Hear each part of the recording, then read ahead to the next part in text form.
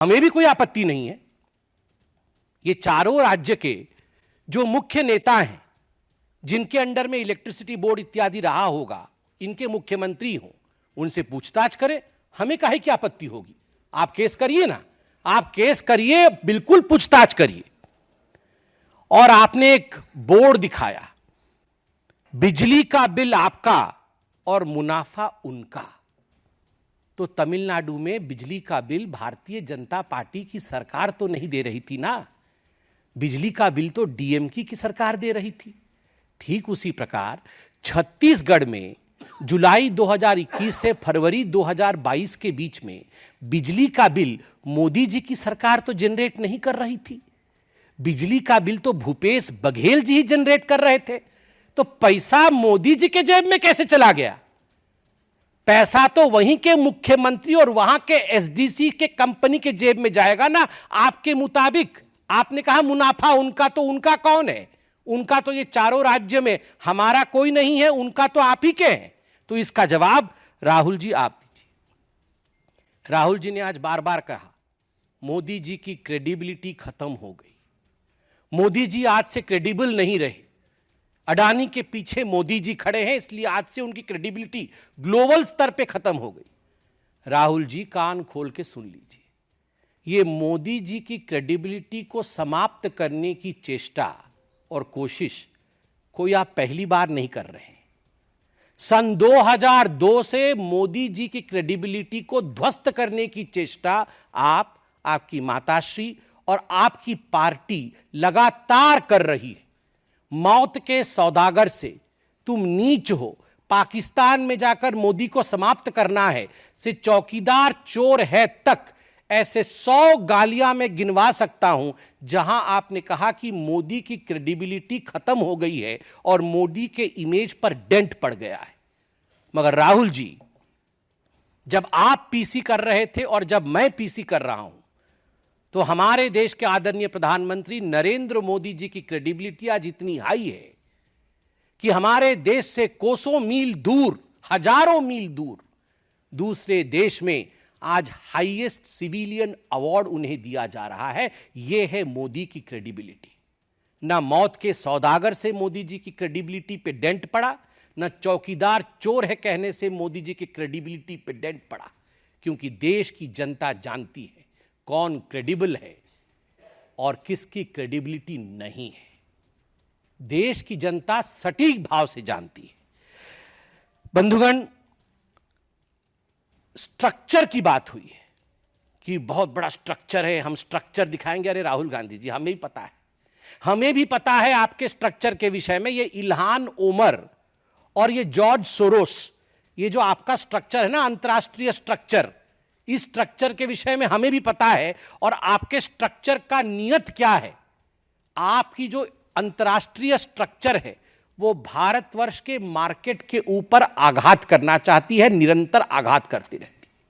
ये गांधी परिवार और ये कांग्रेस पार्टी ये सहन नहीं कर सकती है कि आज भारत की अर्थव्यवस्था विश्व में तीसरे नंबर की ओर बढ़ रही है। अभी हम चौथे नंबर पर हैं और विश्व में यथाशीघ्र हम तीसरे नंबर की अर्थव्यवस्था होंगे। यह राहुल गांधी और गांधी परिवार, कांग्रेस पार्टी ये सहन नहीं कर पा रही है, इसलिए ये इंडिया के मार्केट के ऊपर, भारत के मार्केट के ऊपर आक्रमण पे आक्रमण कर रही है। आज सुबह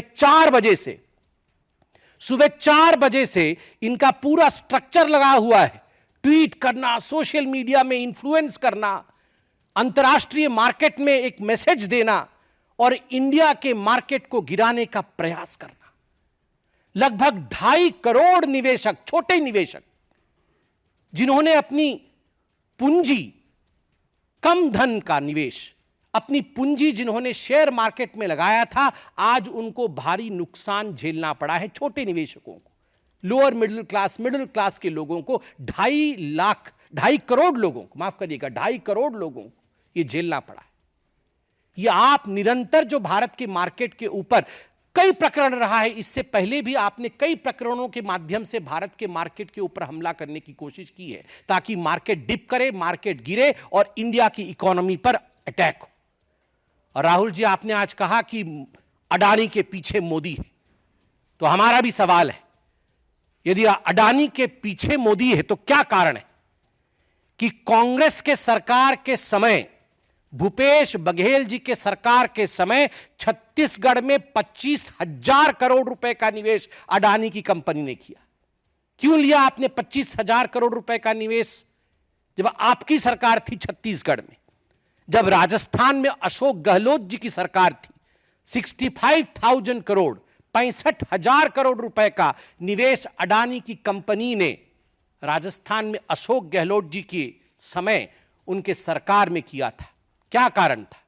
कर्नाटक में जब कांग्रेस पार्टी की सरकार थी और अभी भी कांग्रेस पार्टी की सिद्धरामैया की सरकार है, अडानी की कंपनी ने 1 लाख करोड़ रुपए का निवेश करने का वादा किया था। मैं अभी रिसर्च करके आया नहीं हूं कितने का निवेश हुआ है, वह भी हम निकाल लेंगे। छत्तीसगढ़ में और बाकी राज्यों में तो हो गया है, मगर कर्नाटक में 1 लाख करोड़ का निवेश करने का वादा किया था। बंगाल में 35,000 करोड़ रुपए का निवेश है, बंगाल में आपका साठगांठ है। आंध्र प्रदेश में 60,000 करोड़ का निवेश है, तमिलनाडु में 4500 करोड़ का निवेश है।